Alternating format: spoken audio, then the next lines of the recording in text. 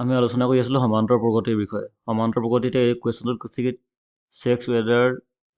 301 is a term of the least of number 5, 11, 17,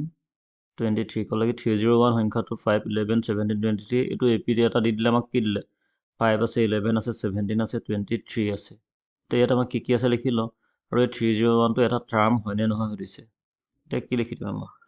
first আমি লিখিমটো সলিউশ্যনত first কি লিখি দিম কি দিয়া আছে আমাক এ দিয়া আছে এই জায়গাত কিমান দিয়া আছে এ বিটোৰ ফাৰ্ষ্ট টাৰ্মটো সদায় কি হয় এ হয় এই জায়গাত দিয়া আছে 5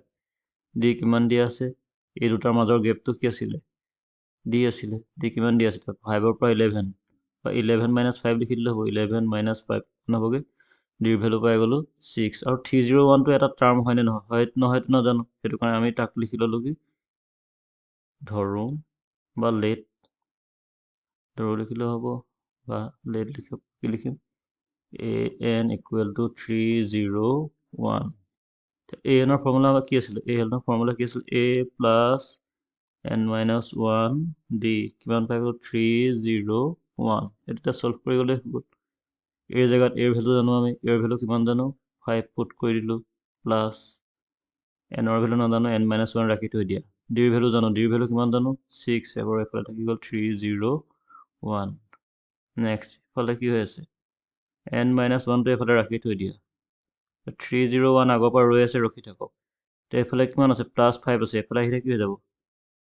-5 হৈ যাব আৰু এইটো ব্ৰেকেটৰ বাহিৰত এইটো কি হয় 6 টো কি হৈছে ইনটু হৈ আছে এইটো এফালে আহিলে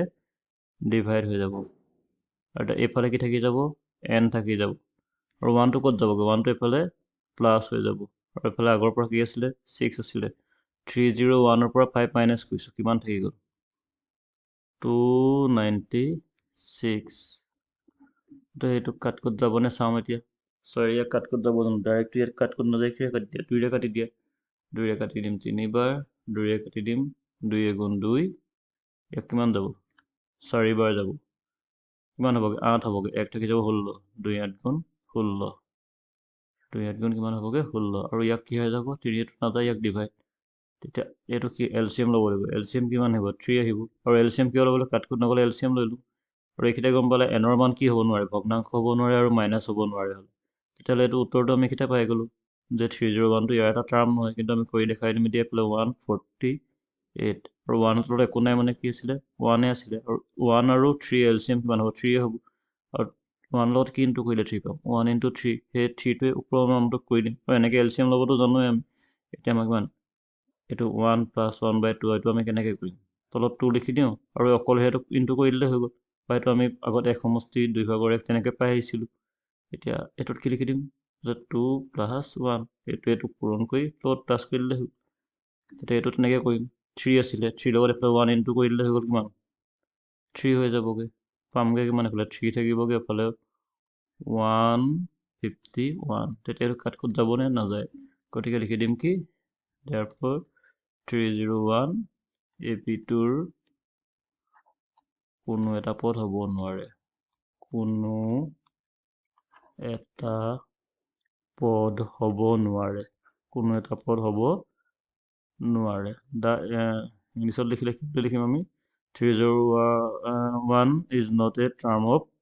AP এইটো চেক হয়নে নহয় সুধিছিলে এইটো ন লিখি দিলে হৈ গ'ল তেতিয়া এইটো এটা কুৱেশ্যন আমাৰ হৈ গ'ল এইবাৰ যাম আমি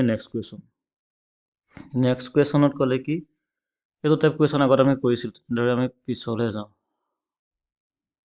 শেষৰ ফালৰ পৰা আমি কুৱেশ্যন কৰি আহিছোঁ এতিয়া ক'লে কি দুটা অংক বিশিষ্ট সংখ্যা কিমানটা 3ৰে বিভাজ্য অৰ্থাৎ how many 2 digit number are divisible by 3 example এইটো আহিলে এপি কুৱেশ্যন কেনেকৈ গম পাবা 2 ডিজিট নাম্বাৰ ডিভিজিবল কি 3ৰে ডিভিজিবল হ'ব লাগিব এতিয়া 3ৰে ডিভিজিবল হ'লে প্ৰত্যেকটো 3ৰে হৰণ যাব ফৰ এক্সাম্পল 9 ক 3ৰে ডিভিজিবল যায় 6 3ৰে ডিভিজিবল যায় আৰু চবৰে মাজত গেপটো সমান থাকিব ইটোৰ পৰা সিটোলৈ চবৰে মাজত গেপটো কিমান থাকিব ইকুৱেল থাকিব তেতিয়া এইটো আমি সলভ এনেদৰে কৰিমগৈ এতিয়া আমাৰ এপিটো দিয়া নাই এপিটো আমি উলিয়াই ল'ব লাগিব আৰু 2 ডিজিট নাম্বাৰ আটাইতকৈ ডাঙৰটো আৰু আটাইতকৈ সৰুটো কিমান আছিলে এতিয়া কিমান ক'লে 2 ডিজিট নাম্বাৰ ক'লে 2 ডিজিট নাম্বাৰ আটাইতকৈ সৰুটো কিমান 10 আৰু আটাইতকৈ ডাঙৰ হ'ব 99 আৰু এই 2 ডিজিট 3 ডিজিট ক'লে কিমান হ'ব 3 ডিজিট ক'লে এইফালে কিমান হৈ যাব 100 হৈ যাব আটাইতকৈ সৰুটো আৰু আটাইতকৈ ডাঙৰটো হৈ যাব 19999 আৰু এই দুটাৰ মাজত বিচাৰিব লাগিব এতিয়া অকল 2 ডিজিট বিচাৰিব লাগিব কাৰ 10 আৰু 99ৰ ভিতৰত বিচাৰিব লাগিব আৰু কিহেৰে ডিভাইড কৰা বিচাৰিছে 3ৰে 3ৰে 10ক ডিভাইড হ'ব নহয় 10ক যদি ডিভাইড নহয় আমি ক'লৈ যাম 11লৈ যাম 11ক হ'ব নেকি নহয় 12ক হ'বনে আৰু এটা সৰু সৰু বস্তু নাম্বাৰ আমি মনতে জানো তেতিয়া আমি লিখি ল'ব পাৰিম সলিউশ্যনত কি লিখিম এতিয়া ইয়াৰ এপিটো লিখি লৈছোঁ মই ইয়াত ইমান দীঘলকৈ লিখি নাথাকোঁ এপিটো কি হ'ব মই সেইটোৱে লিখি গৈছোঁ এপিটো কি লিখিলোঁ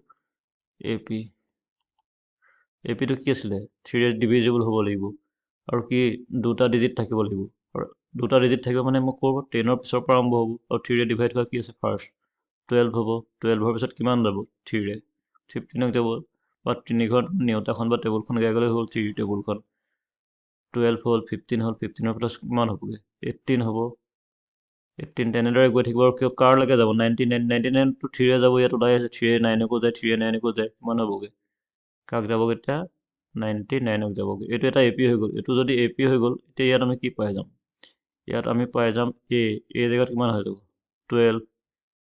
ডি কিমান হৈ যাব এইটোৰ মাজৰ গেপ কিমান আছে 3 আছে আৰু 3 হ'ব কাৰণ 3ৰে ডিভাইড হ'বই লাগিব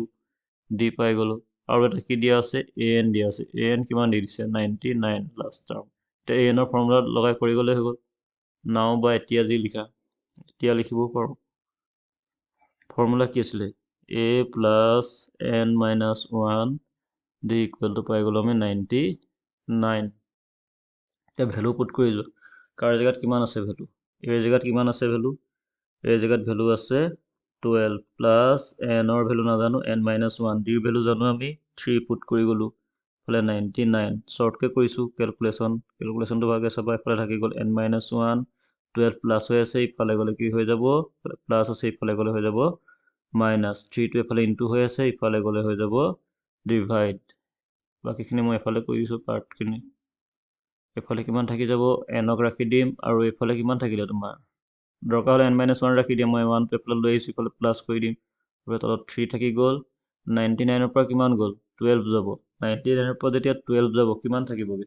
87 থাকিব কিমান থাকি যাব 87ক 3ৰে কিমান টাইম কাট ক'ত যায় এইটো 87 আছে তাক কিহেৰে কাটিম আমি 3ৰে কাটা 3 দুগুণ 6 কিমান 2 থাকি গ'ল 29 হ'বগৈ এনৰ ভেলু কিমান পাই গ'লোঁ আমি 29 প্লাছ 1 তেতিয়া এনৰ ভেলু পালোগৈ আমি 30 তেতিয়াহ'লে আমাৰ 2 ডিজিট নাম্বাৰ কিমানটা আছে টোটেল 2 ডিজিট নাম্বাৰ কিমানটা আছে বুলি যদি আমাক কয় আমি কি বুলি লিখিব পাৰিম তেতিয়াহ'লে এই 2 ডিজিট নাম্বাৰৰ সংখ্যা হৈ যাব 30টা কিমান হ'ব 30টা এনচাৰ লিখি দিবা 30টা আছে তেনেদৰে 3 ডিজিটো আহিব পাৰে এতিয়া এইটোৱে দি দিলে 3 ডিজিট নাম্বাৰ কৈ দিলে 3 ডিজিট নাম্বাৰ এবাৰ কিহেৰে হ'ব লাগিব 7ৰে ডিভিজিবল আগৰ কুৱেশ্যনৰ নিচিনা একেই আছে কৰিবলৈ চেষ্টা কৰা মই যিমান পাৰোঁ কৰি দিছোঁ এতিয়া ফাৰ্ষ্ট কি আছে সলিউশ্যন লিখিলোঁ এতিয়া চাব লাগিব 3 ডিজিট আটাইতকৈ সৰুটো কি আছিলে 100 আৰু আটাইতকৈ ডাঙৰটো কিমান আছিলে 999 আৰু ইয়াক কিহেৰে ডিভাইড যাব লাগিব 7ৰে ইয়াক ডিভাইড কৰিছোঁ কাক 100ক যাব নেকি 7ৰে ডিভাইড নাযায় 7ৰে যদি 100ক ডিভাইড কৰোঁ কিমান বাৰ যাব এফালে যাব কিবা 7ৰে যাব এবাৰ 7 থাকিব কিমান হৈ যাব 30 7ৰে 4 বাৰ যাব কিমান থাকি যাব 30 হৈ গ'ল 7ৰে যদি 4 বাৰ 28 হৈ যাব এইফালে কিমান 2 মানে 2 বাকী থাকিলে 2টো যদি 100ৰ পৰা কমাই দিওঁ কিমান হ'বগৈ 98 হ'ব কিন্তু 2 ডিজিট নাম্বাৰ হৈ যাব 3 ডিজিট হ'ব লাগিব মানে এইটো বঢ়াব লাগিব আৰু 2 প্লাছ কৰিলে নহ'ব এইটো 2 কাৰণে 7ৰে ডিভাইড নগ'ল কিন্তু এইটো কি হোৱা হ'লে গ'ল এইটো 7 হ'ব লাগিছিলে 7 হ'বলৈ আৰু কিমান লাগে 5 ইয়াত যদি 5 প্লাছ কৰিছোঁ 100ৰ লগত 5 প্লাছ কৰি দিম তেতিয়াহ'লে ফাৰ্ষ্ট নাম্বাৰটো পাই গ'লোঁ আমি 105 তেনেকৈ নেক্সট নাম্বাৰ কি 7ৰে ডিভাইড হ'ব লাগিব 7 প্লাছ কৰি দিম কিমান হ'বগৈ 112 119 তেনেদৰে গৈ থাকিব এতিয়া লাষ্ট নাম্বাৰ বিচাৰিব লাগে 999ক কিহে 7ৰে ডিভাইড কৰি দিয়া যাবনে নাযাব আৰু ইয়াত মাইনাছ কৰিব লাগিব কাৰণ ইয়াত পৰা যদি 1কো বহাই দিওঁ আমি কি হৈ যাব 4 ডিজিট হৈ যাব 7ৰে যাব কিবা 7 গুণ 7 কিমান থাকি গ'ল 2 থাকি গ'ল 9 নামি আহিলে 4 বাৰ যাব 28 হৈ গ'ল এফালে কিমান থাকি গ'ল 1 থাকি গ'ল 9 নামি আহিলে কেইবাৰ যাব 2 বাৰ যাব 14 হ'ব কিমান 5 থাকি গ'ল এইবাৰ এই 5টোৱে মাইনাছ কৰি দিব লাগিব আৰু যেতিয়া প্লাছ কৰোঁতে কিমান লাগে চাওঁ ফাৰ্ষ্টত প্লাছ কৰিব লাগিব আৰু লাষ্টৰ পৰা মাইনাছ কৰিব লাগিব এইটো অলপ আইডিয়া লগালেই হ'ল আমি এইটো পাই গ'লোঁ আমি আৰু লাষ্টত কিমান 5 মাইনাছ কৰিব লাগিব 999 এই 999ৰ পৰা যদি 5 মাইনাছ কৰি দিওঁ এই পাৰ্টখিনি মই এইফালে এনেকৈ ৰখাই দিছোঁ 5 মাইনাছ কৰি দিওঁ কিমান হ'বগৈ 994 তেতিয়া লাষ্টত কিমান হ'ল 994 এতিয়া আমি বাকীখিনি কৰি গ'লে হৈ গ'ল এইটো আমি কোনটো লিখিলোঁ এইটো আমি লিখিলোঁ এপিটো এতিয়া আমাৰ ইয়াত কি দিয়া আছে এ দিয়া আছে 105 a কিমান দিয়া আছে 105 d কিমান 7 ডিভিজিবল হৈছিলে বা গেপটো চাই দিলে হৈ গ'ল আৰু এটা দিয়া আছে আমাৰ an পাই গ'লো আমি 994 কেলকুলেশ্যন কৰি গ'লে হৈ গ'ল এতিয়া নাও কি আছিল formula a plus n minus 1 d কিমান পামগৈ আমি 994 এই জেগাত ভেলু পুট কৰি দিম 105 প্লাছ এনৰ ভেলু নাজানো n মাইনাছ 1 ডিৰ জেগাত কিমান পুট কৰিম 7 আৰু এফালে লিখি দিম 994 বাকীখিনি কৰি ন এফালে থাকি গ'ল n মাইনাছ 1 7 ইনটু হৈ আছে থাকক এফালে 994 প্লাছ হৈ আছে এইটো এফালে লৈ আনা মাইনাছ 105 বাকীখিনি মই এফালে লিখি দিছোঁ এফালে থাকি যাব n মাইনাছ 1 7টো ইফালে ডিভাইড হৈ যাব ইফালে ইনটু হৈ আছিলে পূৰণ হৈ আছিলে এফালে আহিলে হৰণ হৈ যাব এতিয়া 994 পৰা 105 মাইনাছ কৰিব লাগে কিমান হ'বগৈ 994 পৰা 105 যদি মাইনাছ কৰোঁ কিমান হ'ব এইফালে 14 5 গ'ল থাকিলে